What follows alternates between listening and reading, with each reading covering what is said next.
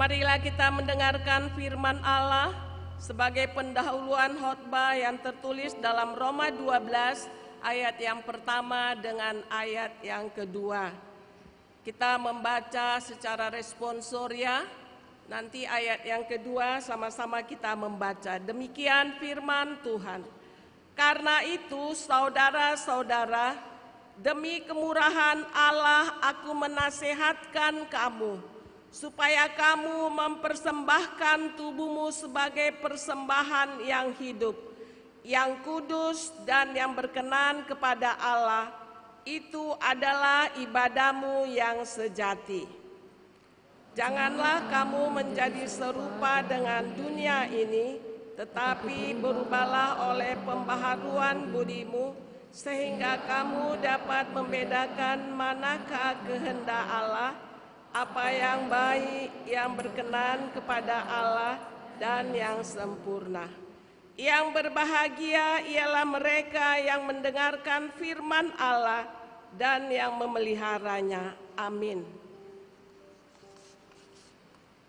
Mari kita memuji Tuhan dari Kidung Jemaat nomor 457 ayat 2 dan 3.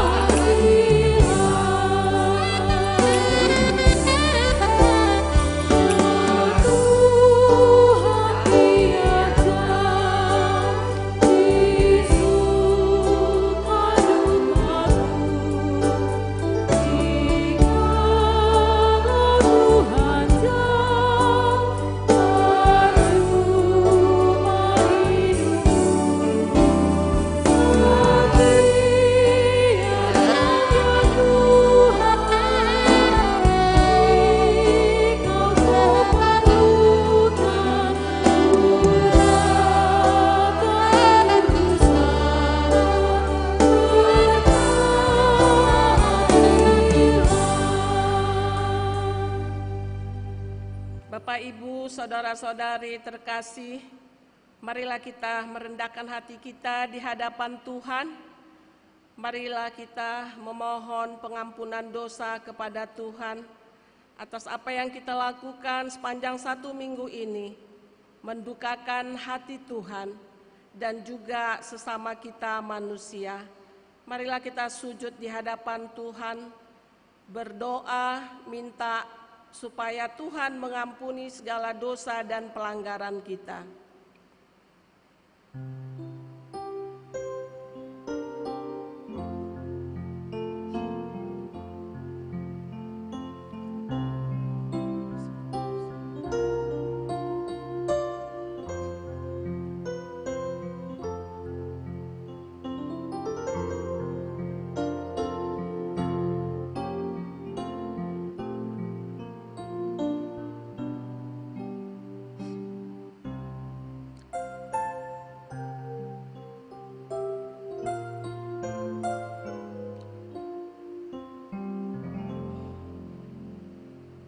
Marilah kita berdoa. Bapa kami yang di surga yang maha kudus, kami tidak layak datang ke hadapan-Mu, karena kami senantiasa bergelimang dengan dosa, karena pikiran dan perbuatan kami senantiasa bertentangan dengan kebenaran-Mu. Tetapi oleh karena kasih anak-Mu Yesus Kristus Tuhan kami, maka kami datang kepadamu, meminta kampunan dosa dan kejahatan kami. Tolong dan kasihanilah kami, ampunilah segala kejahatan kami, dan terimalah kami menjadi anak-anak-Mu. Ya Roh Kudus, terangilah jiwa dan pikiran kami, agar kami dapat memilih apa yang berkenan kepadamu, dan menjadi anak-anak yang setia menyaksikan Yesus Kristus, Tuhan dan Juru Selamat dunia. Amin. Janji Tuhan tentang pengampunan dosa. Jika kita mengaku dosa kita, maka Ia adalah setia dan adil, sehingga Ia akan mengampuni segala dosa kita dan menyucikan kita dari segala kejahatan kita. Segala kemuliaan bagi Allah di tempat yang maha tinggi. Amin.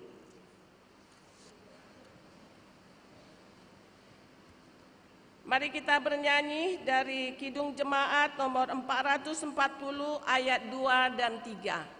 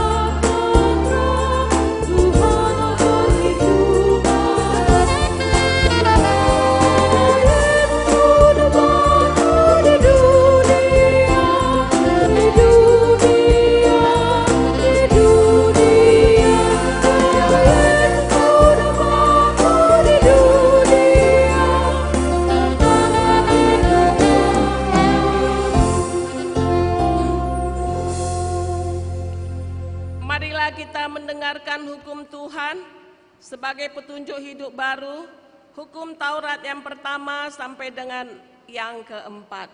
Hukum Taurat yang pertama, Akulah Tuhan Allahmu, seru Tuhan kita, tidak boleh ada Allah lain kecuali Aku. Hukum Taurat kedua, jangan perbuat bagimu patung yang menyerupai apapun, yang ada di langit atau yang ada di bumi, atau yang ada di dalam air, untuk disembah atau bertakwa kepadanya. Hukum Taurat ketiga, jangan menyebut nama Tuhan Allah dengan seenaknya, karena Allah akan menghukum orang yang menyalahgunakan namanya. Hukum Taurat yang keempat, ingat dan sucikanlah hari yang dikuduskan itu.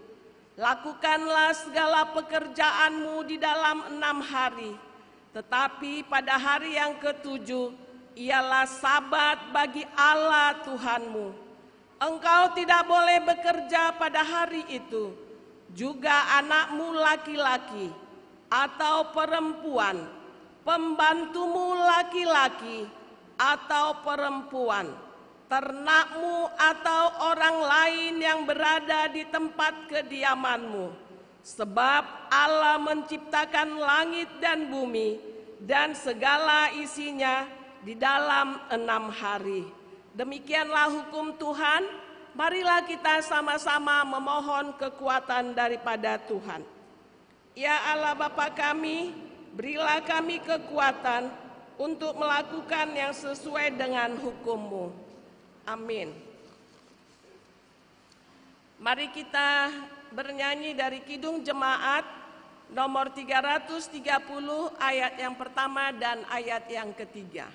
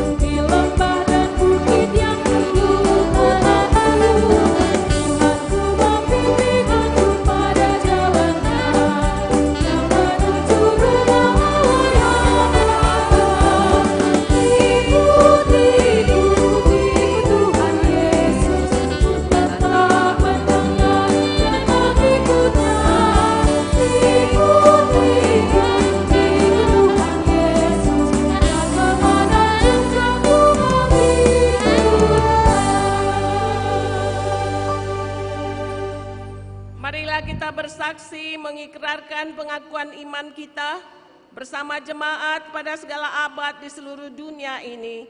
Mari kita sama-sama mengucapkannya. Aku percaya kepada Allah Bapa yang Maha Kuasa, Khalif langit dan bumi. Aku percaya kepada Yesus Kristus, Anaknya yang tunggal Tuhan kita, yang dikandung daripada Roh Kudus, lahir dari anak darah Maria, yang menderita di bawah pemerintahan Pontius Pilatus, disalibkan, mati dan dikuburkan, turun ke dalam kerajaan maut, pada hari yang ketiga bangkit pula dari antara orang mati, naik ke surga, duduk di sebelah kanan Allah Bapa yang Maha Kuasa, dan akan datang dari sana untuk menghakimi orang yang hidup dan yang mati. Aku percaya kepada Roh Kudus, gereja yang kudus dan am, persekutuan orang kudus, pengampunan dosa, kebangkitan daging, dan hidup yang kekal. Amin. Marilah kita dengarkan persembahan lagu pujian dari PP GKPI Pamen.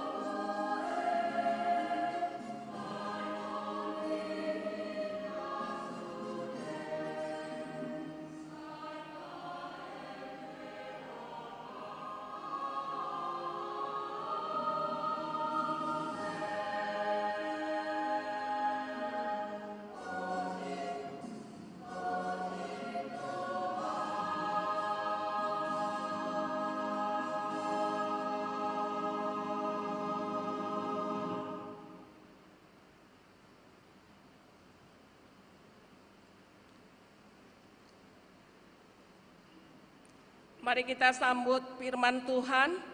Kita bernyanyi dari Kidung Jemaat nomor 53 ayat yang pertama sampai dengan ayat yang kedua.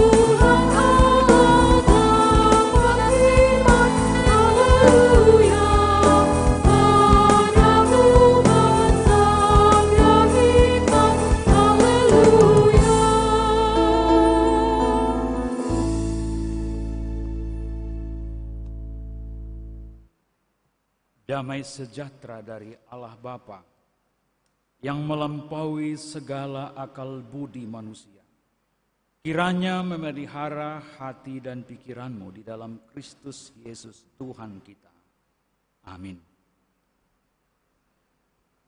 Jemaat Tuhan yang berbahagia, pada ibadah kita hari ini kita akan mendengarkan nats firman Tuhan yang diambil dari kitab Amsal pasal yang ketiga, dimulai dari ayat 9 sampai 10. Saya akan baca sedemikian. Muliakanlah Tuhan dengan hartamu dan dengan hasil pertama dari segala penghasilanmu. Maka lumbung-lumbungmu akan diisi penuh sampai melimpah-limpah, dan bejana pemerahanmu akan meluap dengan air buah anggurnya. Demikian firman Tuhan. Saya akan sapa dulu baik yang ada di dalam gereja maupun di luar gereja atau yang mengikuti ibadah kita di rumah. Saya sampaikan shalom bagi kita semua. Bapak, Ibu, saudara-saudaraku yang kekasih dalam nama Tuhan Yesus Kristus, pucuk pimpinan gereja kita membuat dengan tema muliakanlah Tuhan dengan harta dan tubuhmu. Mungkin nats ini salah satu ayat yang berat bagi orang Kristen, apalagi bagi orang muda. Karena kalau disuruh untuk memuliakan Tuhan dengan harta, mungkin orang muda akan mengatakan, belum ada hartaku. Kalau disuruh muliakanlah Tuhan dengan tubuhmu, saya masih muda, masih energik, mau cari uang dulu. Tapi seandainya dikatakan muliakanlah Tuhan atau ikutlah Tuhan, maka kamu akan diberkati, melimpah harta. Mungkin ayat ini menyenangkan. Tapi apa maksud daripada nats ini? Mari kita lihat ada pesan dari Tuhan untuk sampai kepada kita pada sore ini. Bapak Ibu Saudara-saudara, dikatakan muliakanlah Tuhan dengan hartamu dan dengan hasil pertama dari segala penghasilanmu. Apa artinya memuliakan? Saya coba lihat di Kamus Bahasa Indonesia. Memuliakan berarti menganggap atau memandang mulia, atau sangat menghormati dan menjunjung tinggi. Berarti kalau kita gabungkan, sangat menghormati atau menjunjung tinggi Allah kita. Lalu pertanyaan, mengapa kita harus memuliakan Tuhan?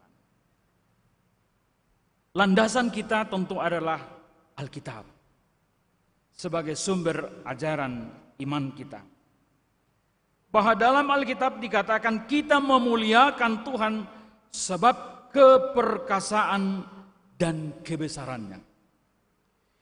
Dunia ini adalah karena Tuhan. Kita boleh ingat dalam Kejadian 1 ayat 1. Dan nafas kehidupan yang kita miliki adalah dari Tuhan. Sebab ketika Allah belum menghembuskan nafas kehidupan kepada patung yang diciptakannya, maka Adam belum bisa disebut sebagai makhluk hidup. Dan kemudian bahwa segala yang kita miliki ini adalah berasal dari Tuhan, maka wewenang hidup serta kesempatan mengelola kehidupan yang kita miliki adalah berasal dari Tuhan. Maka selayaknya lah kita memuji dan memuliakan Allah kita. Perbuatan Allah dan mujizat-mujizatnya nyata sampai sekarang yang memelihara hidup kita. Maka dari itu tidak ada alasan untuk tidak memuliakan Tuhan. Dari diri kita sendiri tidak ada kesanggupan untuk hidup. Tidak ada kemampuan untuk menjalani kehidupan kalau berdasarkan diri kita sendiri. Oleh karena itu sebenarnya status kita hanya bagaikan ranting yang terikat kepada pohon kehidupan itu. Mungkin banyak manusia yang merasa mampu, merasa kuat, merasa sehat, seakan-akan semua yang ada padanya berasal dari dirinya sendiri. Namun pada saat kita lemah, misalnya saat kita sakit, kita baru menyadari betapa kecilnya kita ini di hadapan Tuhan. Mungkin sekarang penduduk dunia sudah lupa dengan yang namanya COVID-19 yang membuat manusia itu dalam hitungan hari, mungkin dalam hitungan jam sudah harus berpulang kepada Pencipta. Oleh karena itu, kita ini semua dipanggil untuk memuliakan Tuhan melalui hidup kita. Jadi tidak ada alasan saya masih muda atau saya sudah tua. Lalu bagaimana kita memuliakan Allah kita? Jelas pertama tadi dikatakan memuliakan Tuhan dengan harta kita. Memuliakan Tuhan dengan harta kita. Mengapa Tuhan tahu yang di hati manusia itu? Bukan hanya harta biasa, melainkan hasil pertama dari segala penghasilanmu. Hasil pertama dari segala penghasilanmu. Berarti yang terbaik. Yang terbaik. Tuhan tahu bahwa di mana hartamu, disitulah hatimu berada. Itu sebabnya banyak manusia semakin berharta, semakin pelit. Semakin berharta, semakin khawatir. Tapi saya yakin kita semua di sini bukan orang-orang yang khawatir. Amin. Amin. Tuhan tahu bahwa banyak manusia menggantungkan hidup dan harapannya hanya kepada hartanya atau kepada kepintarannya. Manusia menjadi khawatir dalam hidupnya jika tidak memiliki harta. Manusia menganggap bahwa hidupnya tidak akan hidup atau tidak akan bahagia jika tidak memiliki harta. Kita mau jujur dulu. Kita ini sekolah, bekerja keras, tentu karena ingin kelak mendapatkan pekerjaan atau usaha yang baik, supaya kita mendapatkan gaji atau keuntungan yang banyak, supaya kita dapat membeli harta yang banyak. Karena ada teori-teori di dunia ini mengatakan jika kita memiliki uang banyak, memiliki banyak yang harta yang banyak, maka hidup kita akan bahagia. Sekilas itu bisa benar. Bisa benar. Tetapi Tuhan Yesus berkata dalam Lukas 12 ayat 20, "Hai engkau orang bodoh, pada malam ini juga jiwamu akan diambil daripadamu.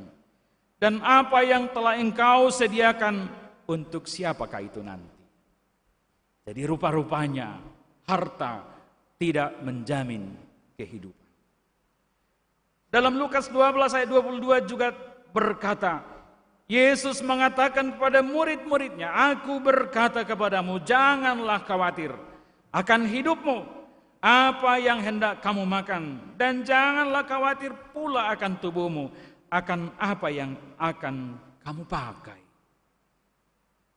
Sudah ada jaminan dari Tuhan.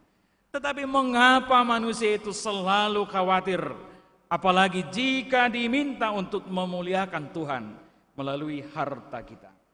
Tuhan Yesus dengan tegas berkata, "Carilah kerajaannya, maka semuanya itu akan ditambahkan kepadamu." Carilah dahulu kerajaan Allah. Ada sebuah penelitian, ada seorang mahasiswa teologi membuat sebuah penelitian tentang kekhawatiran hidup. Maka rata-rata responden menjawab bahwa mereka pernah khawatir, bahkan sering khawatir akan hidupnya. Misalnya, khawatir akan kesehatannya, khawatir akan studinya, khawatir akan pasangan hidupnya, khawatir akan bagaimana masa depannya, khawatir bagaimana ekonomi ke depan, dan lain sebagainya. Itulah hasil penelitian ini.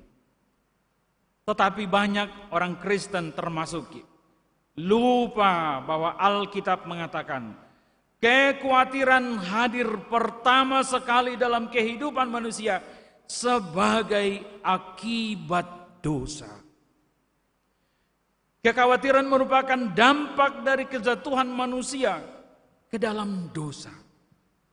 Akibatnya dosa menjalar dan menjangkau setiap aspek dan kehidupan manusia, termasuk pikirannya, kehendaknya, emosi, hati nurani, dan keberadaannya. Dalam kitab Roma 3 ayat 23 dikatakan bahwa semua orang telah berbuat dosa dan telah kehilangan kemuliaan Allah. Jadi ketika kita kehilangan kemuliaan Allah, di sanalah hidup kita selalu khawatir dan kita tidak mampu memuliakan Tuhan dengan harta kita dan dengan pikiran atau tubuh kita. Oleh karena itulah Yesus Kristus datang ke dunia ini untuk mengembalikan kemuliaan Allah dalam diri manusia yang percaya. Dan itu sebabnya Tuhan Yesus dalam pengajarannya berkata, "Jangan khawatir.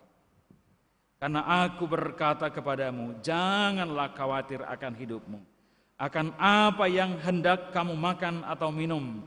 Dan janganlah khawatir pula akan tubuhmu, akan apa yang hendak kamu pakai." Matius 6 ayat 25. Kekhawatiran tidak dapat menambah sehasta pun dalam hidup ini. Orang khawatir adalah orang-orang yang meragukan kehendak Tuhan. Orang-orang yang meragukan penyertaan Tuhan dalam hidupannya. Pertanyaan sekarang, apakah generasi muda gereja masih yakin dengan firman itu? Masih yakin dengan jaminan dari Tuhan itu? Dan kalau kita kembali berkaca kepada nats kita hari ini, Tuhan mengajar kita dan melatih kita untuk hidup tidak khawatir dalam kehidupan kita. Dengan cara apa? Memuliakannya. Saya coba baca-baca beberapa tulisan. Kesimpulan saya, mengapa Tuhan meminta kita untuk memuliakannya dengan harta dan dengan hidup kita?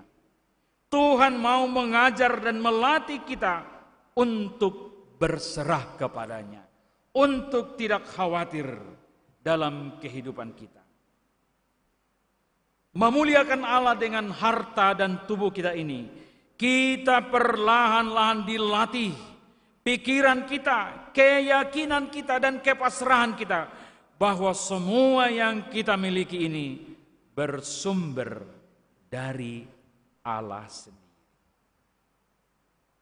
Tuhan Yesus mengatakan, pandanglah burung-burung di langit yang tidak menabur dan tidak menuai, dan tidak mengumpulkan bekal dalam lumbung, namun diberi makan oleh Bapamu di sorga. Bukankah kamu jauh melebihi burung-burung itu? Kekhawatiran tidak dapat menyelesaikan masalah kita. Kekhawatiran tidak berguna. Kekhawatiran tidak membantu kita dalam mengatasi kesulitan, tetapi benar-benar merusak kebahagiaan kita, apalagi kebahagiaan generasi muda. Karena itu janganlah pernah membiarkan kekhawatiran mengarahkan hidupmu, tetapi nyatakanlah kekhawatiran itu dalam segala hal, keinginanmu kepada Allah dalam doa dan dengan ucapan syukur. Firman Tuhan mengatakan itu. Nyatakanlah kekhawatiran itu dalam segala hal, keinginanmu kepada Allah dalam doa dan permohonan dengan ucapan syukur.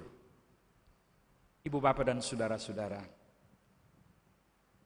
kekhawatiran kita temui dalam setiap kehidupan kita, karena kita tidak tahu hari esok.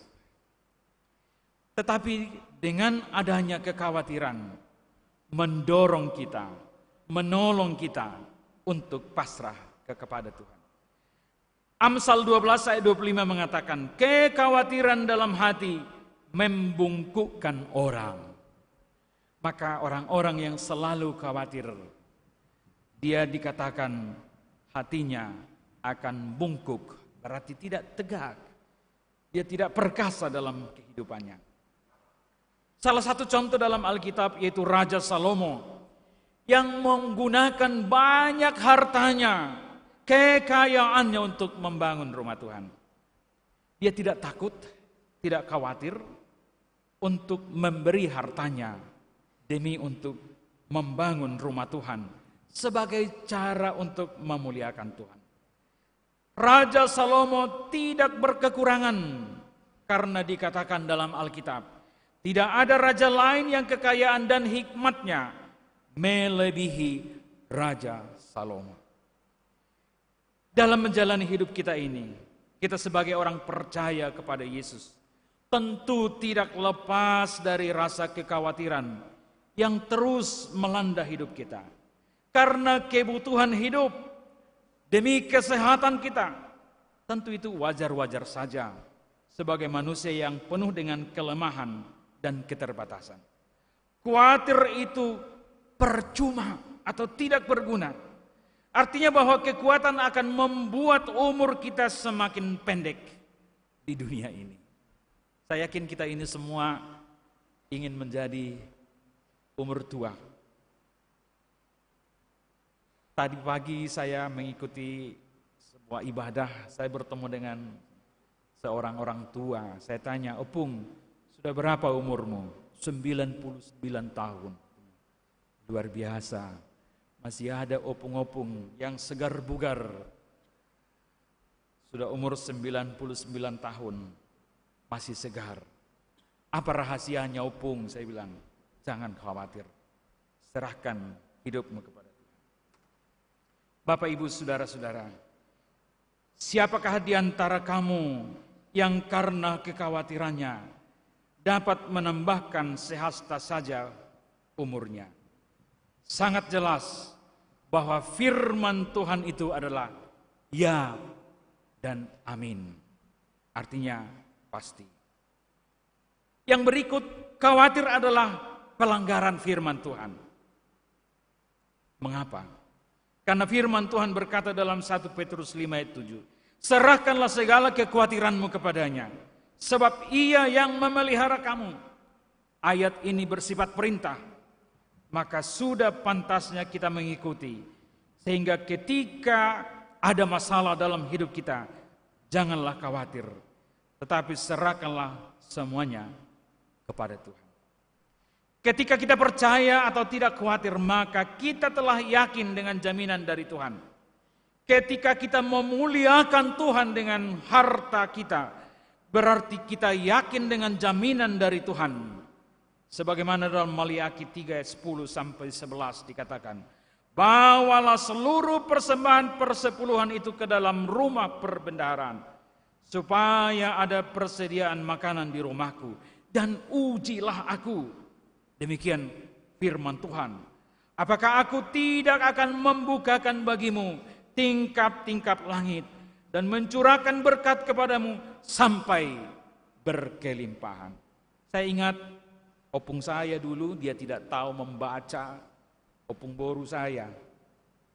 Tapi dia ikut parari Kamis. Jadi saya tanya, jadi gimana kamu belajar ende itu? Ya saya mintalah guru kami hata-hata naima, katanya kan. Saya ingat setiap dia masak pagi-pagi, karena pakai tanduk ya, paridahanan. Karena kami ada banyak yang akan makan. Kalau dia masak 6 takar, dia sisihkan 1 takar kepada tanduk yang lain. Saya tanya, opung untuk apa ini? Lalu dia katakan, ini adalah pesan opung pendeta. Pendeta siapa? Pandoltuk katanya. Siapa pendeta Pandoltuk? Setelah saya belajar teologi, rupanya Van der Tuk. Opung saya nggak tahu, bilang Van der Tuk, Pandoltuk katanya. Bertahun-tahun, berpuluh tahun dia lakukan itu. Tapi dia tidak pernah menjadi miskin. Lalu saya tanya, ini untuk siapa? Ini adalah persembahan kita untuk Tuhan. Ini adalah untuk perbendaharaan rumah Tuhan. Kemudian setiap panen sekali setahun. Kami punya haumah, punya sawah. Ada sekitar 3 petak. Satu bagian lagi 4 petak. Itu selalu disisihkan. Ini jangan diambil. Dan itu memang petak sawah yang terbaik. Ini untuk apa ini opung? Inilah beliat tahun kita. Inilah persembahan tahunan kita. Pertanyaan, adakah orang Kristen masih yakin dengan firman itu? Adakah orang Kristen semakin khawatir sekarang dalam hidupnya? Tetapi sekarang semakin khawatir, umur manusia semakin pendek.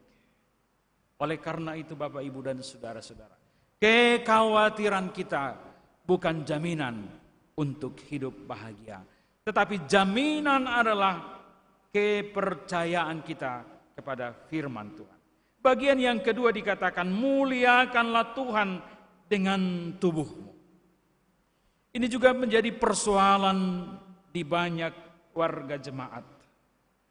Ketika dia masih muda, kita bilang, amang, ikutlah kau menjadi perhalado, ikutlah kau menjadi sintua. Apalah alasannya? Poso dope amang, gudang dope karejo, katanya. Jadi akhirnya tidak mau. Sesudah dia pensiun kita bilang, amang ikutlah sintua. Ay ngarore matik amang, inna asyal. Jadi kapan? Sesudah matikah dia menjadi mempersembahkan tubuhnya?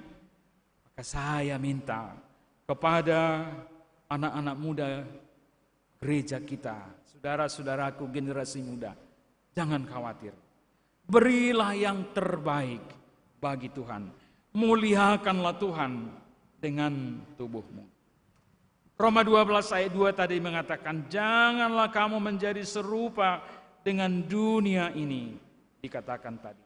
Dan nyanyian kita juga tadi mengatakan, ibadah sejati, yaitu adalah kasihilah sesamamu manusia. Itulah bahagian daripada aksi kita dalam mempersembahkan tubuh kita. Kita temukan juga dalam kitab Mazmur 150. Kita memuliakan Tuhan dengan segala permainan musik. Itu berarti melalui seluruh kehidupan kita, kita memuliakan Tuhan. Hidup kita diciptakan untuk memuliakan Tuhan. Karena itu, di saat ini, karena kita percaya Yesus telah menebus kita dengan darahnya, maka ibadah atau puji-pujian kita menjadi persembahan bagi Tuhan. Pertanyaan yang berikut, di manakah kita memuliakan Tuhan? Di tempatnya yang kudus atau dalam rumahnya yang kudus. Hal ini menunjuk kepada bait Allah. Bait Allah sebagai tempat kehadiran Allah. Umat Israel pada saat di padang belantara beribadah dalam kemah suci sesuai dengan petunjuk Allah melalui Musa. Setelah mereka menetap di tanah perjanjian itu, mereka beribadah dalam bait suci. Baik kemah suci maupun bait Allah merupakan tempat kehadiran Allah. Bagi kita saat ini, jemaat Tuhan, persekutuan umat percaya adalah sebagai tempat kehadiran Allah. Firman Tuhan mengatakan, di mana 2 atau 3 orang berkumpul dalam namaku, maka aku hadir di sana. Dalam 1 Timotius 4 ayat 8 dikatakan, manfaat ibadah menyangkut seluruh aspek kehidupan manusia, kini dan di masa yang akan datang. Oleh karena itu, sekali lagi Bapak, Ibu, dan saudara-saudaraku yang kekasih dalam rumah Tuhan, kita yang hadir di tempat ini, kita dipanggil memuliakan Allah dalam ibadah kita. Dan kita pergunakan seluruh kehidupan kita untuk memuliakan Tuhan. Memuliakan Tuhan dengan harta, dengan tubuh kita. Menjadi cara Tuhan untuk melatih kita yakin akan firman-Nya. Amin. Mari kita berdoa. Terima kasih ya Bapa kami di surga. Firman-Mu yang mengajarkan kepada kami untuk memuliakan Engkau Tuhan dengan harta kami, dengan seluruh tubuh kami. Firman-Mu yang menjadi jaminan bahwa kami akan beroleh upah. Kami tahu Tuhan sebagai manusia biasa, seringkali kami menganggap bahwa harta, kepintaran sebagai jaminan hidup. Tetapi firman-Mu yang mengatakan kepada kami sore ini, firman-Mu lah sebagai jaminan kehidupan kami. Firman-Mu lah sebagai jaminan kebahagiaan hidup kami. Oleh karena itu Bapa, ajari kami untuk menghitung hari-hari kami, supaya kami beroleh hidup yang penuh dengan damai dan sukacita. Berkati seluruh umat-Mu Tuhan yang mendengarkan firman-Mu hari ini. Berkati Tuhan seluruh umat-Mu yang beribadah di bait-Mu yang kudus ini.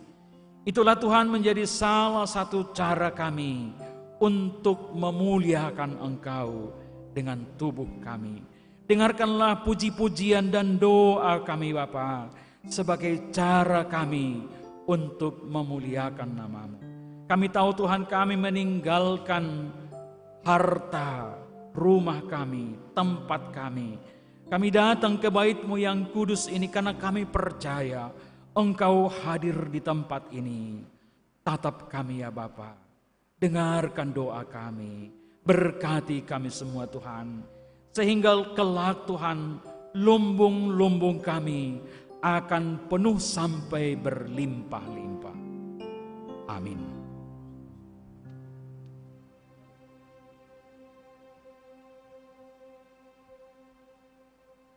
Kita sambut firman Tuhan dengan nyanyian kita Kidung Jemaat 413.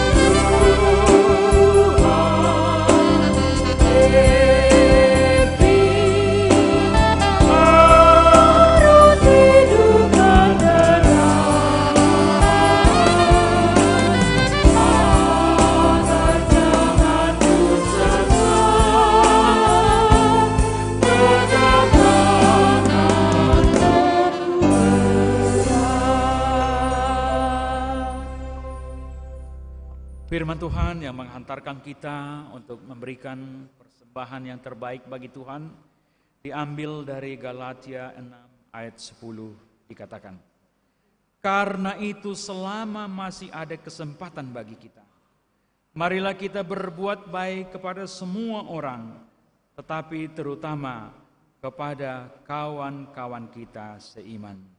Amin.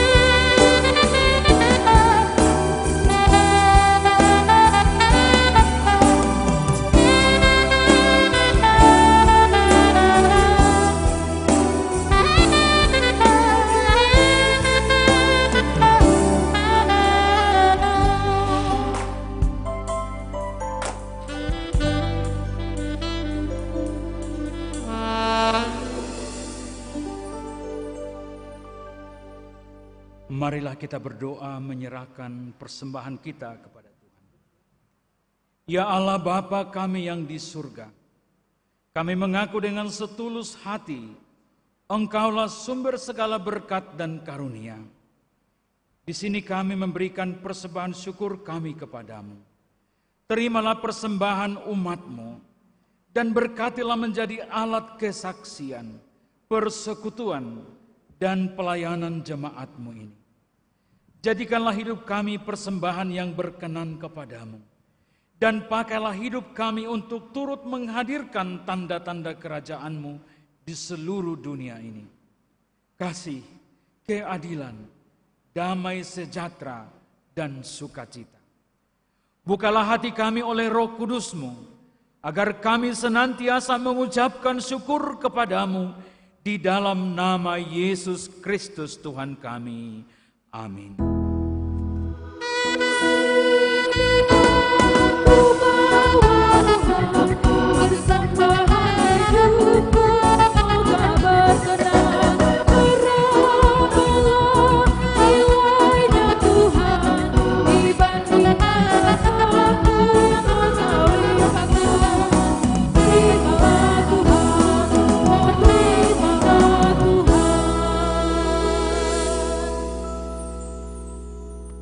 Bapa kami yang di surga, dikuduskanlah nama-Mu, datanglah kerajaan-Mu, jadilah kehendak-Mu di bumi seperti di surga. Berikanlah kami pada hari ini makanan kami yang secukupnya, dan ampunilah kami akan kesalahan kami, seperti kami juga mengampuni orang yang bersalah kepada kami. Dan janganlah membawa kami ke dalam pencobaan, tetapi lepaskanlah kami dari yang jahat.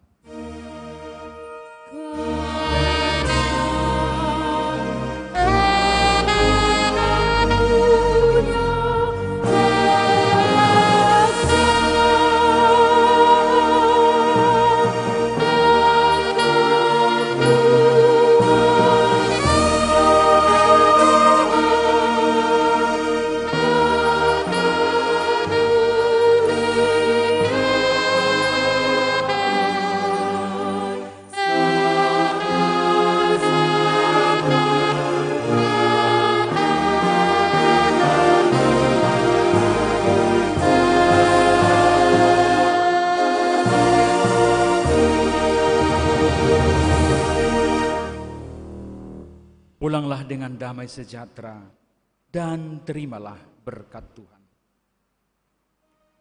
Tuhan memberkati engkau dan melindungi engkau.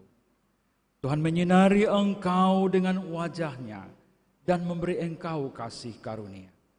Tuhan menghadapkan wajah-Nya kepadamu dan memberi engkau damai sejahtera.